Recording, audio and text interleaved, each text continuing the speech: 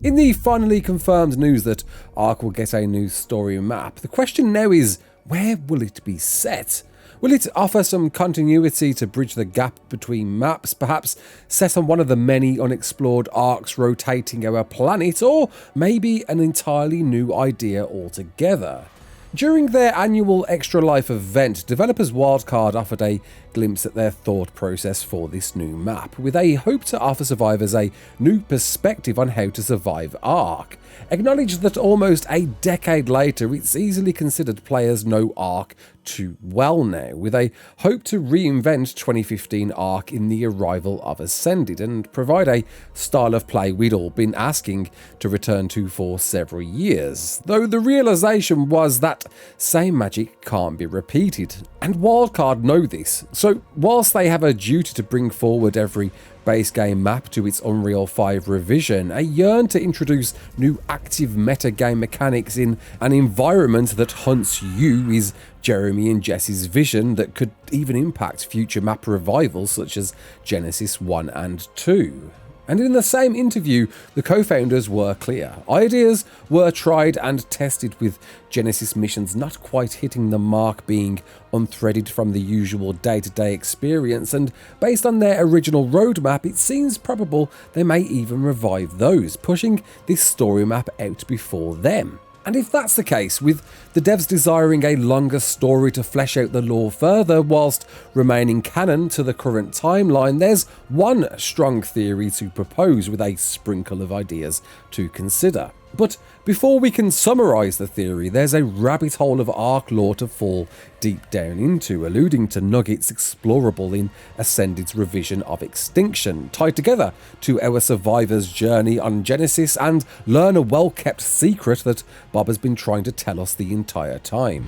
First, Extinction, a well-known wasteland that sets the scene for our survivors' first steps on a once-thriving civilization, one that explains how ARKs came to be, beginning with the arrival of an element-infused asteroid impacting the Earth and uncovering the most technological advancing resource humankind would find them prepared for. As true as we'd find in any real-world scenario, wars would break out to control this precious new monopoly, founding one itself between two forces in our ARK story, the United Republic of Earth and the Terran Federation. Both seeking control for their own agendas sparked the Element War, bombing of a global effect, decimating the Earth and its environment and levelling the entirety of New Zealand. And with the world in pieces, scorched beyond repair, the two factions finally realised their mistakes and found peace. But the damage was done, and Project Genesis came into action to both build a colony ship to find a new Earth and to preserve life through built arcs. With these highly classified projects put to action, archiving our entire history and sent to orbit space in the confined worlds our players set foot on, the URE and Terrans underestimated their terraforming of our world, allowing Element to weed itself right to the Earth's core, slowing its rotation and flourish into giant skyscraper-sized veins and give birth to titans, hell-bent on destruction. It was here mankind would rise in their last stand, found through ascension codes written in Sanctuary, where our survivors would visit to document the besieging of their home, leaving people to run for shelter, rationing supplies and look for help. And we'd learn their calls were made unanswered, but made to a specific location, Arat Prime. A launch site built on the other side of the world, with preparations made to connect its location and planned ejection of our Genesis ship. The trouble was, nobody could communicate with the site. With no signal, lost communications and a dying city, Sanctuary would be left in the dark to perish, and our protagonists' tales begin. Of course, we know the ship launched, being our survivors' final destination, but was we even the same survivor on the ship, and if so, how did we get there? Well, we'd learned through Explorer notes that a little-known character Santiago would give rise to tech advancements in combating the Titans, creating giant deployable mech robots, where our main lore guide Helena would activate a prism rammed into her wrist to temporarily disperse the King Titan and corrupted horde, but fall into a coma in doing so.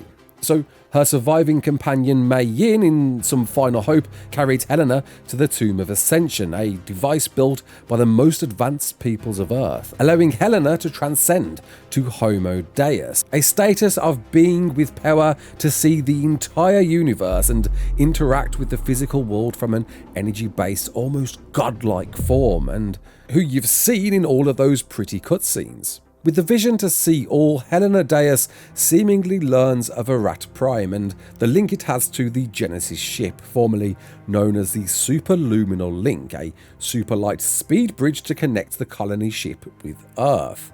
With the power to do so, Helena brings an old companion of Mei Yin back to life, Diana, and proceeds to guide them ambiguously to Arat Prime. Now, not much is known of their journey to the other side of the Earth, with it being possible they travelled on mechs, maybe discovering new Titans along the way, and nor do we know what they did once there. All we know for sure is they were able to open up the Superluminal Link to allow access to Genesis. If they chose to stay and die, use the link themselves, or face something unknown, were left to wonder, but either way, Helena definitely planned to. But not before awaiting to guide a survivor that could be strong enough to purge the element once and for all.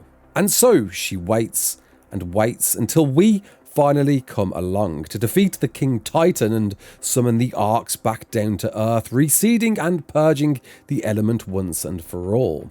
The problem is, one of the ARKs that plummeted to Earth housed a pretty nasty inhabitant. Rockwell, in his tentacly form, fell with Aberration, crashing right next to Arat Prime, and with it, the same superluminal link. So the story continues on as we know it. Both Helena and Rockwell upload their consciousness to Genesis, and to risk expanding too much, those stories play out how they do. To date, we're led to believe our survivor, the one who tries again, beating Extinction, and our survivor beating Genesis 2 are two different characters, but with some ambiguity surrounding who we are in Genesis, with writer Peter Frey quoting "It's up to us who it is." What if we decided to discover Arat Prime, eventually using the Superluminal Link too?